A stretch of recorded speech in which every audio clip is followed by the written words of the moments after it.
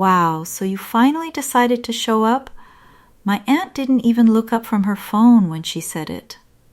We were standing in my mother's living room during a family gathering. Plates of food on the counter. Voices everywhere. That awkward kind of noise families make when something uncomfortable is sitting in the room. My cousin leaned against the doorway and added, "Funny how you abandoned your own mom and still have time for holidays." A few people chuckled. Someone whispered, "I heard she hasn't helped in months." I stood there holding a small paper bag of groceries I had brought for Mom. And suddenly 20 people were looking at me like I was the villain. What none of them knew was that I had already exported something from my phone. A very long timeline. And before that week was over, the same people whispering about me would be very quiet. If you enjoy stories about calm strength and quiet truth, you might want to subscribe. Most of the time, the loudest accusations aren't the full story. But that night, I just stayed quiet.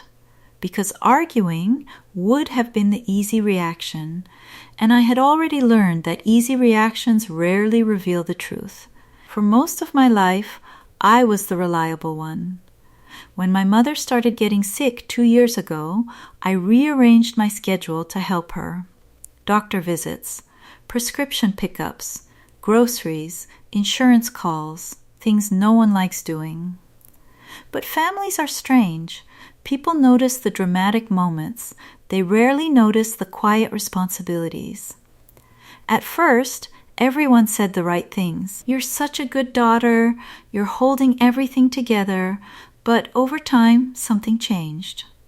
My older brother started missing the days he promised to visit. My aunt began suggesting that I should handle things since you're already doing it, and slowly the responsibility stopped being shared. It just settled on me. At first, I didn't question it, but then the group chat started. It was meant to coordinate Mom's care. At least that's what everyone said, but it didn't take long before the messages became something else. That was the first escalation. One afternoon, my cousin texted the chat, "Someone needs to take Mom to her appointment tomorrow." I replied, "I'm working tomorrow. Can anyone else go?" 5 minutes later, my brother responded, "Wow, must be nice to prioritize work over your own mother." No one pushed back. No one reminded him that I had taken the last 8 appointments.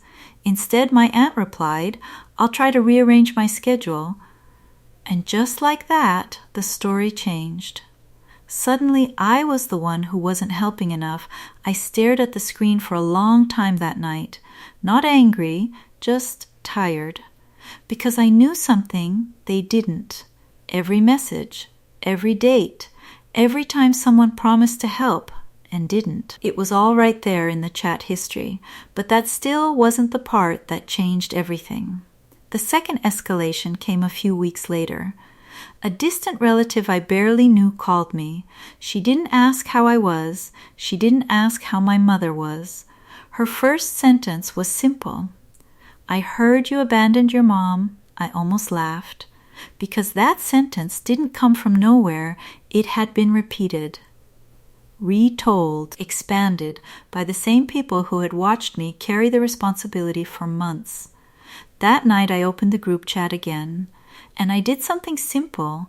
I exported the entire conversation, dates, times, every message. At first I just wanted to remind myself of the truth, but the more I read, the clearer the pattern became. That realization became the mini climax. Because suddenly, the narrative made sense. Every time someone avoided responsibility, the conversation quietly shifted toward me. If I couldn't take one appointment, the story became that I was stepping back. If someone else canceled, it became unexpected. Small words, but powerful ones. And those words had slowly built a reputation around me. A reputation that wasn't true. Still, I didn't confront anyone. Not yet. because the most interesting thing about group chats is that they keep records, and records don't argue, they simply exist. Let me ask you something. If you were in that situation, would you defend yourself immediately, or would you wait and let the full story reveal itself? I thought about that question for a long time. Then the final moment arrived. Another family gathering, another living room full of opinions. My aunt was explaining to someone how hard it had been stepping up when others walked away. She didn't say my name, but everyone knew who she meant. My cousin added, "Some people just disappear when things get tough." A few heads nodded. I watched the room carefully, not angry, just curious. Then I took out my phone. "Can I show everyone something?" I asked. The room got quiet, not tense, just confused. I connected my phone to the TV in the living room, a simple screen share. The group chat appeared on the screen. At first no one understood. Then I scrolled, slowly, appointment dates, messages asking for help, promises, cancellations, excuses, and every time I stepped in afterward, month after month. The timeline spoke without emotion, no accusations, no raised voices, just facts. My brother shifted in his chair. My cousin stopped smiling. My aunt went very quiet, and the same relatives who had heard the rumor now saw the pattern. No one argued. Because there was nothing to argue with. Messages don't change their meaning when they're displayed in order. That was the main climax. But the strangest part wasn't the silence. It was what happened next. My aunt cleared her throat and said, "Well, I guess things were more complicated than we thought." Not an apology. But, close enough, my brother stared at the floor. My cousin suddenly became very interested in his drink. And the room that had judged me 10 minutes earlier had nothing left to say. I didn't raise my voice.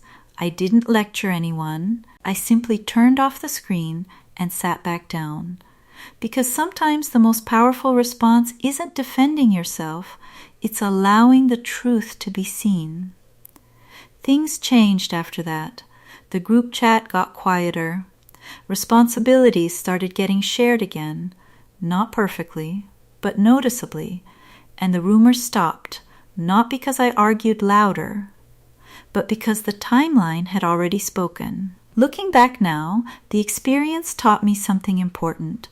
Reputation can be shaped by whoever tells the story first, but truth has an advantage. It's patient, it doesn't panic, and eventually it becomes visible. If you've ever been misunderstood by people who didn't know the full story, you're not alone. Sometimes the strongest thing you can do isn't fighting the narrative. It's calmly preserving the evidence and letting time do the explaining. So I'm curious, have you ever stayed quiet while people assumed the worst about you? Sometimes the quiet moments reveal more about people than the loud ones ever could.